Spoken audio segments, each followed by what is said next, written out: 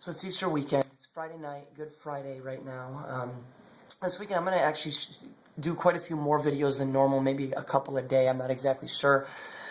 But I want to go through a number of different aspects of what happened from Jesus' prayer in the Garden of Gethsemane moments before he was taken away and arrested to hours and even days after the resurrection, 4 days later. And there's just so many significant and powerful moments that took place that I don't want to water any of them down by putting them all together in one shot or minimize them or even draw them out over the next couple weeks. We all need to take these next 3 days to step back from our thing. You know, the great thing about holidays and Easter is it gives us time to sit back and reflect on something we might not otherwise think about.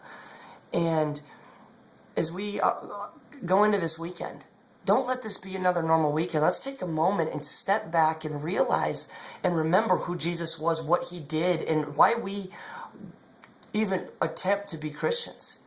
Because when you start to look at what he did and the way in which he did it and the way that he carried himself through it, it is mind-boggling, life-changing, and habit-killing for me.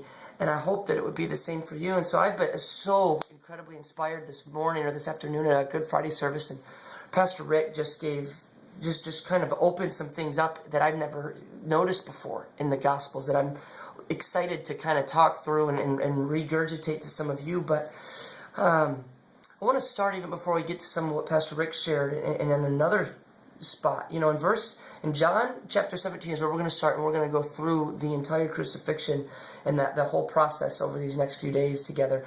But John 17 verse 20 is a disheartening, almost horrific prayer that God prays, because I look at what Jesus prays and look at where we're at. See, what this is Jesus' prayer for people. He prays for himself, he then prays for the disciples, and finally he prays for the Christians that are going to come after the disciples. And this is one of his last big prayers before the crucifixion. He's talking to God and saying, God, do this in the church that's going to come from me, and that's going to come from the disciples. Obviously, a verse we want to pay attention to, a set of scriptures that we want to pay attention to, and one that I barely ever hear preached on. One that I feel like I've maybe heard somebody even reference a couple times in my life. And I'm sitting here reading it thinking, why don't we talk about this more? And then I realize why. Because we are so far from this, it's terrifying to me. John 17:20, my prayer is not for them alone. I pray also for those who believe in me through their message. That means everybody that comes because of the disciples, which is us. That all of them may be one. Father, just as you are in me and I am in you, may they also be in us, so that the world may believe that you have sent me. I have given them the glory that you gave me, and they may be one as we are one. I in them and you in me. May they be brought to complete unity, to let the world know that you sent me and have loved them even as you have loved me. Jesus' last prayer is that the Christians would be unified, that those who believe would be one. And as I sit here as a pastor, April 6th or 7th, 2012, I can't help but have a broken heart over how broken the church is. We have denominational lines that are so strong that we wouldn't even attend a church of another denomination. You can almost sense the tension sometimes when you're in the room with people of two different denominations. It's almost, and here's the sickening part about it. We as Christians would rather be in the room with serial murderers because we get to label that interaction as witnessing than we would with someone of a different denomination.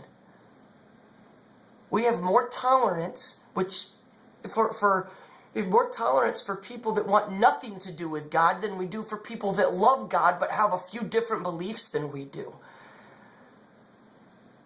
Now, I'm not saying that we should forsake one over the other. I'm saying we've obviously sorely missed it when we care more about the denomination of the church than we do about who that church worships.